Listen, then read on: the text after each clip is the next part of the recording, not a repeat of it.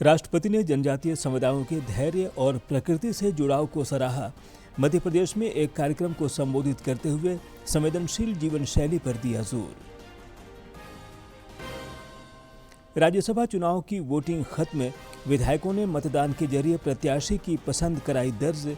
5 बजे से मतगणना, परिणाम पर टिकी निगाहें। रांची में झारखंड कृषि व्यापार मेला का आज आखिरी दिन, प्रगतिशील किसानों का होगा सम्मान। कृषि प्रक्षेत्र के विकास पर सरकार का फोकस। और राज्य में मानसून की धीमी रफ्तार ने किसानों की बढ़ाई चिंता। आगामी दिनों में रफ्तार पकड़ने की उम्मीद। कई इलाकों में बारिश, आंधी और वज्रपात की संभावना।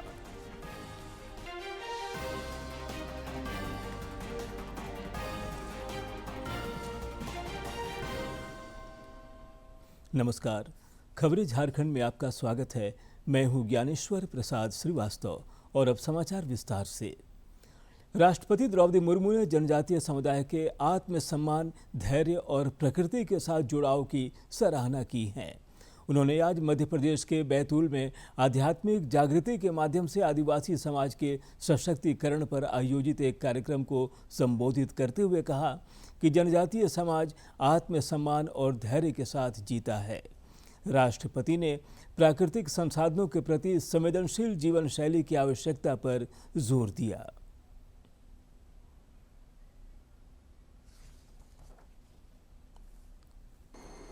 मुझे पूरा विश्वास है कि इस महासम्मेलन में भविष्य के लिए ऐसे समग्र कार्य योजना बनेगी जो देश के जनजातीय समाज को राष्ट्रीय प्रगति के प्रमुख भागीदार के रूप में सशक्त करने में सहायक होगी। स्वामी विवेकानंद, महर्षि अरविंदो सहित अनेक आधुनिक भारतीय ऋषियों, समाज सुधारकों ने कहा है कि भारत समूचे विश्व को मानवीय और प्रकृति पोषक सर्वांगीण विकास की राह दिखा सकता है। इस दृष्टि से ब्रह्मा कुमारी संस्थान के प्रयास उपयोगी और प्रेरक रहा है। संस्थान में मातृशक्ति का केंद्र में रखकर अपने कार्यक्रमों और योजनाओं को आगे बढ़ाया है। इस कारण संस्था के विभिन्न संकल्पों में एक समग्र आंतरिक सुचिता है। ये सुचिता कार्य जगत में मानवीय गरिमा और प्रकृति के प्रति संवेदनशीलता के रूप में हमेशा विद्यमान रहती है। उपभोग की संस्कृति और संस्कृति पर आधारित आज की तेज भागती दुनिया में समाज के हर वर्गों की आध्यात्मिक सुचिता बहुत महत्वपूर्ण हो जाती है। इसी के बल पर दीर्घकालीन रूप से समतापरक आचरण पद्धति और प्राकृतिक संपदाओं के प्रति संवेदनशीलता जीवन शैली विकसित की जा रही है। आज के तनाव और युद्धों से त्रस्त विश्व में इसकी आवश्यकता अतीत के किसी भी कालखंड की तुलना में और अधिक हो गई है। इसीलिए इस सम्मेलन तथा ऐसे प्रयासों का महत्व और भी बढ़ जाती है। प्रधानमंत्री नरेंद्र मोदी फ्रांस की यात्रा के क्रम में विभिन्न बैठकों और कार्यक्रमों में हिस्सा ले रहे हैं। उन्होंने यात्रा के संबंध में सोशल मीडिया पर एक वीडियो साझा किया।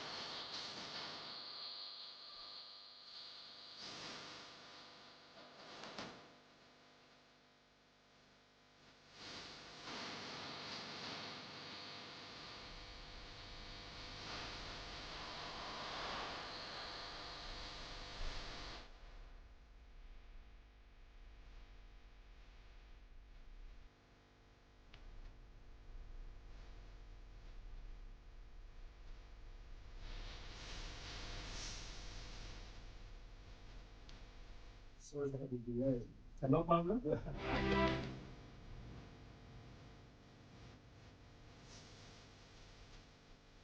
is you.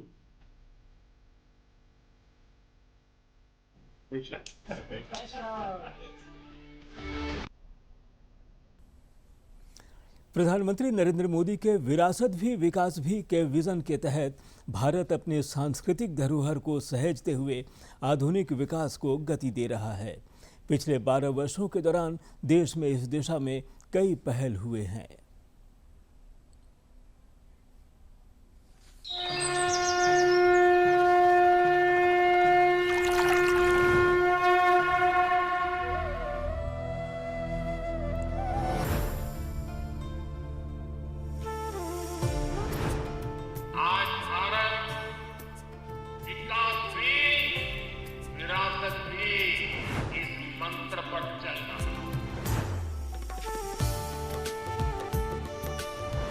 साथियों, आज भारत एक अद्भुत सांस्कृतिक पुनर्जागरण का साक्षी बन रहा है।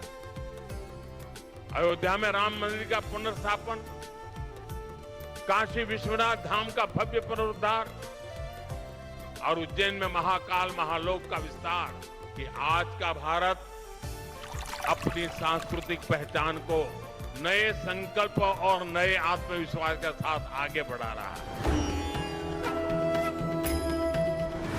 आज का भारत अपने इतिहास पर गर्व करता है। बीते एक दशक में हमने देश की धरोहरों के संरक्षण पर मिशन मोड में काम किया। देश की एंशिएंट स्टैच्यूज और आर्टिफैक्ट्स, जिन्हें चुराकर विदेशों में बेच दिया गया था, 2014 के बाद से 600 से ज्यादा प्राचीन कलाकृतियां, मूर्तियां दुनिया के अलग अलग देशों से भारत वापस आई है। आज एक और पाली भाषा को शास्त्रीय भाषा, क्लासिकल लैंग्वेज का दर्जा मिलता है। हमने बांग्ला, असमिया और प्राकृत भाषा को भी शास्त्रीय भाषा, क्लासिकल लैंग्वेज का दर्जा दिया है। कल्चरल इंफ्रास्ट्रक्चर की बात करते हैं तो उसका मतलब सिर्फ आस्था की जगहों से जुड़ा इंफ्रास्ट्रक्चर ही नहीं है। सरदार पटेल की स्टैच्यू ऑफ यूनिटी हो या फिर आदिवासी स्वतंत्रता सेनानियों को समर्पित म्यूजियम।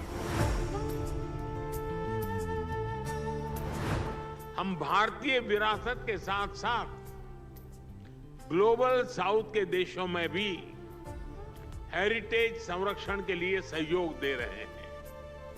आज विरोधों में भी बटे विश्व के लिए भारत विश्व बंधु के रूप में अपनी जगह बना रहा है।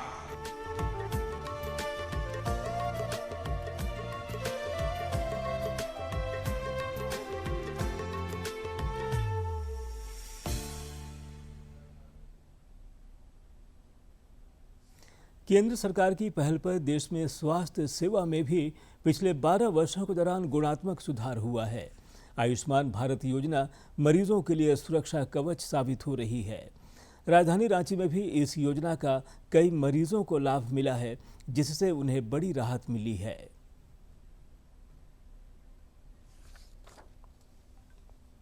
राजधानी रांची समेत राज्य भर में बीते 12 वर्षों में केंद्र सरकार द्वारा देश के नागरिकों का सामाजिक और आर्थिक स्तर ऊपर उठाने के लिए कई कार्यक्रम शुरू किए गए हैं। इनमें स्वास्थ्य के क्षेत्र में आयुष्मान भारत योजना को सबसे श्रेष्ठ और अतुलनीय माना गया है। रांची की 8 वर्षीय मासूम फातिमा इश्तियाक इस समय ब्लड कैंसर जैसी गंभीर बीमारी से जूझ रही है, लेकिन आयुष्मान भारत कार्ड के सहारे रांची सदर अस्पताल में उसका पूरी तरह मुफ्त और मुकम्मल इलाज चल रहा है।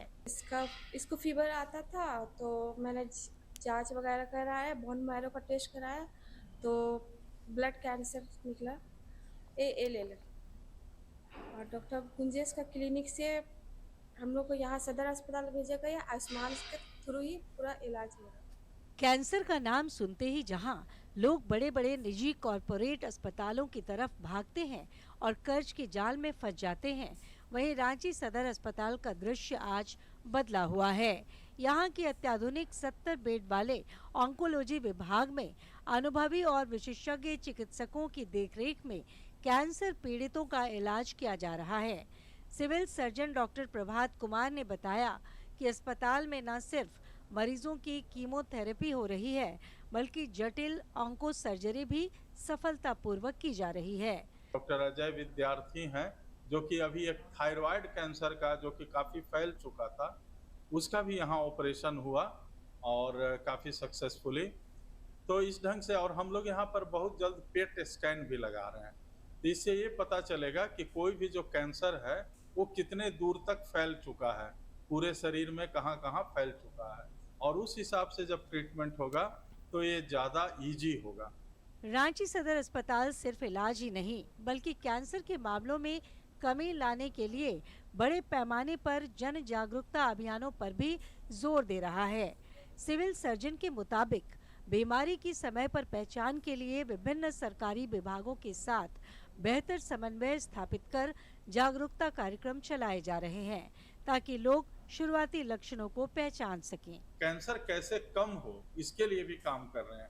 इसके लिए भी लोगों को जागरूक कर रहे हैं कि आप तंबाकू का उपयोग न करें, सिगरेट न फूकें, खैनी नहीं खाएं, या फिर जो गुटखा में जो मिला हुआ रहता है जर्दा या तंबाकू, उसको भी नहीं खाएं।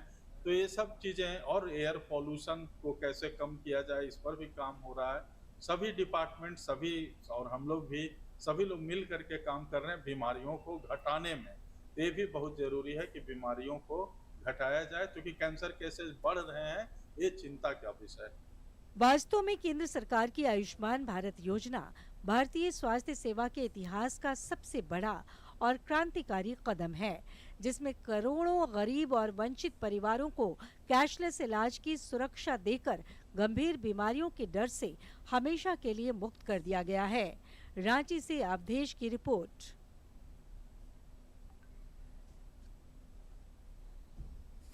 राज्यसभा की 2 सीटों के लिए मतदान की प्रक्रिया पूरी हो गई है। विधायकों ने विधानसभा परिसर में अपने मताधिकार का उपयोग किया। गठबंधन के नेताओं ने जहां जीत के दावे किए, वहीं प्रत्याशी बैजनाथ राम, प्रणव झा और परिमल नाथ वाणी भी जीत को लेकर आश्वस्त दिखे। इन दावों का खुलासा वोटों की गिनती से होगा, जो 5 बजे से होने जा रही है। रांची में चल रहा झारखंड कृषि व्यापार मेला अब समापन की ओर है। ठीक इसी समय मोरहाबादी मैदान में समापन समारोह का आयोजन हो रहा है। समापन समारोह में प्रगतिशील किसानों का सम्मान होगा। इस 3 दिवसीय कृषि व्यापार मेला में किसानों, कृषि वैज्ञानिकों और कृषि उद्यमियों को एक बड़ा मंच मिला। उम्मीद की जा रही है कि इस आयोजन से कृषि प्रक्षेत्र में व्यापक बदलाव आएगा और किसान मेले के दौरान वैज्ञानिकों से मिले कृषि तकनीक टिप्सों को अपनाकर उत्पादन और आय बढ़ाएंगे। रांची के मोरहाबादी मैदान में आयोजित 3 दिवसीय झारखंड कृषि मेले में मछली के व्यंजनों का स्टॉल लोगों को खूब पसंद आया। रांची के महेशपुर के सखी मंडल के सदस्यों की ओर से लगाए गए इस स्टॉल में काफी भीड़ भाड़ दिखी।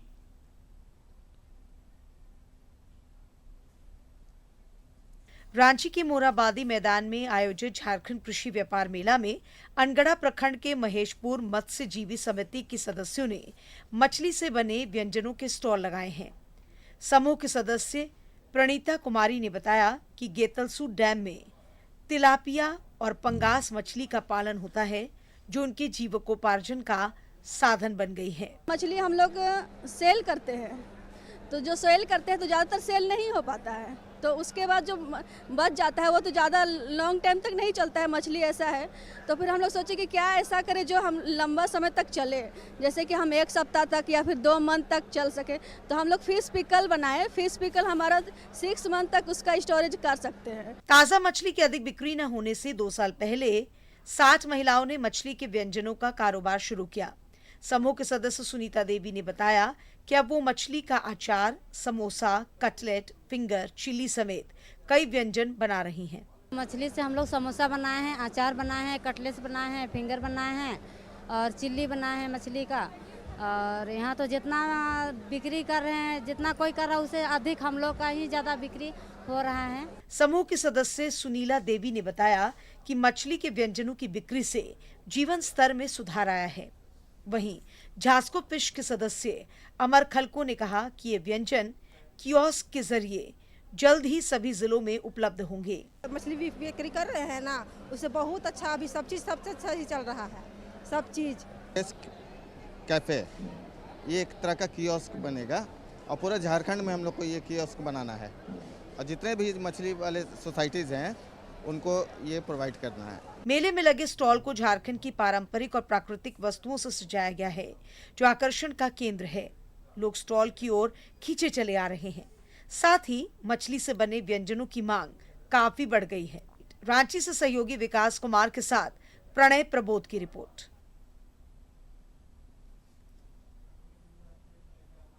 इधर केंद्र सरकार के प्रयासों से देश का कृषि निर्यात लगातार बढ़ रहा है। भारतीय आम दुनिया के 45 देशों में पहुंचे हैं, जिसे खूब पसंद किया जा रहा है।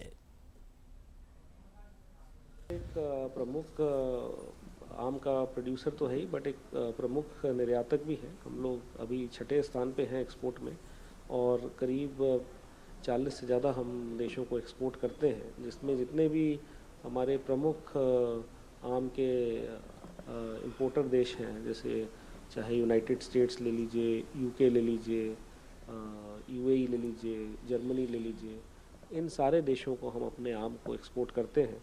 और इस साल हमने काफ़ी बड़े कदम हमने उठाए हैं कि जो हमारा आम का एक्सपोर्ट है वो और बढ़े। करीब 20 देशों में हम लोग पूरा मैंगो प्रमोशन इवेंट्स कर रहे हैं। अगर यूएस का ही अगर आप एक्सपोर्ट देखें तो अभी हमारे सीज़न एक महीने का सीज़न अभी बचा है और वो हमने जो पिछले साल का जो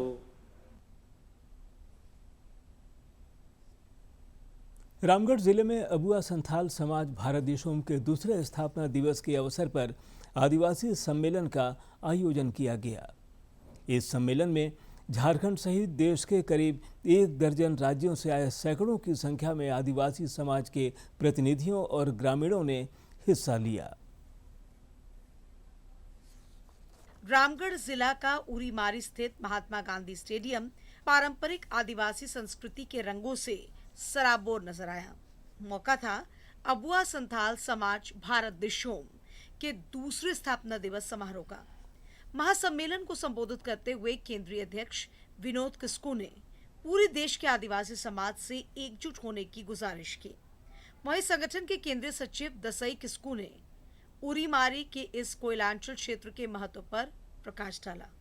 पूरे भारत पे बड़े पैमाने पे हम लोगों ने इसको संकल्प लिया है समाज को बढ़ाने के लिए। यहाँ आज हम लोग जो द्वितीय स्थापना दिवस हम लोग का अबुआ संथाल समाज भारत देशों का कर रहे हैं, यह एक स्थापना दिवस ही नहीं बल्कि हम लोग संकल्प दिवस के रूप में आज मना रहे हैं। इस महासम्मेलन की गूंज झारखंड के पड़ोसी राज्यों में भी साफ सुनाई दी। कार्यक्रम में विशेष रूप से शामिल होने पहुंचे बिहार राज्य आदिवासी समाज के अध्यक्ष मनोज मुर्मू ने वैचारिक पहलुओं को सामने रखा। दूसरी ओर सुदूर पूर्वोत्तर राज्य असम से पहुंचे प्रदेश अध्यक्ष नारायण मुर्मू ने इस आयोजन को राष्ट्रीय एकता का प्रतीक बताया। सभी को संरक्षण देने का काम कर रहे हैं और सभी को एक संगठन में लाने का काम कर रहे हैं। पूरा भारत में जहाँ जहाँ संथाल आदिवासी लोग रह रहे हैं, वहीं चाहे असम हो, चाहे बंगाल हो, बिहार, झारखंड, उड़ीसा, जहाँ कहीं भी हो, इन अबुआ संथाल समाज भारत देशों की हिसाब से एक संगठित रूप से हमें एकजुट होना है। मांदर की थाप और पारंपरिक गीतों के बीच रामगढ़ की धरती से उठा एकजुटता का ये स्वर ये साफ संदेश देता है कि देश का आदिवासी समाज अब अपनी पहचान और हक अधिकारों के संरक्षण के लिए पूरी तरह से तैयार है। उरीमारी का ये संकल्प आने वाले समय में संथाल समाज के उत्थान का नया मार्ग प्रशस्त करेगा। रामगढ़ से के तिवारी की रिपोर्ट। प्रधानमंत्री नरेंद्र मोदी कल नई दिल्ली में एक विशेष कार्यक्रम में प्रधानमंत्री विकसित भारत रोजगार योजना PMVBRY के तहत लगभग 2400 करोड़ रुपए की प्रोत्साहन राशि का वितरण करेंगे। प्रधानमंत्री कार्यालय PMO ने कहा है कि यह वितरण केंद्र की प्रमुख रोजगार आधारित प्रोत्साहन योजना के कार्यान्वयन में एक महत्वपूर्ण उपलब्धि है, जिसका उद्देश्य रोजगार सृजन में तेजी लाना, रोजगार को औपचारिक बनाना और सामाजिक सुरक्षा कवरेज का विस्तार करना है। प्रधानमंत्री नरेंद्र मोदी 19 जून को नई दिल्ली के विज्ञान भवन में आयोजित एक विशेष कार्यक्रम में प्रधानमंत्री विकसित भारत रोजगार योजना के तहत लगभग 2400 करोड़ रुपए की प्रोत्साहन राशि वितरित करेंगे। प्रधानमंत्री विकसित भारत रोजगार योजना के तहत पहली बार नौकरी पाने वाले कर्मचारियों को सरकार की तरफ से 15,000 रुपए तक का प्रोत्साहन देंगे। प्रधानमंत्री विकसित भारत रोजगार योजना देश में रोजगार सृजन को तेज करने, सामाजिक सुरक्षा का दायरा बढ़ाने के उद्देश्य से शुरू की गई है। इस योजना के तहत सरकार का लक्ष्य है कि रोजगार के नए अवसर तेजी से सृजित हों और अधिक से अधिक लोग संगठित क्षेत्र से जुड़ें। तो आपको बता दें कि योजना से अब तक 15 लाख युवाओं को रोजगार मिला है और कर्मचारियों को सरकार की तरफ से 15,000 रुपए का प्रोत्साहन दिया जाएगा। प्रधानमंत्री विकसित भारत रोजगार योजना के तहत 19 जून को कार्यक्रम होगा, जिसमें प्रधानमंत्री नरेंद्र मोदी शिरकत करेंगे। और अब अंत में मुख्य समाचार एक बार फिर।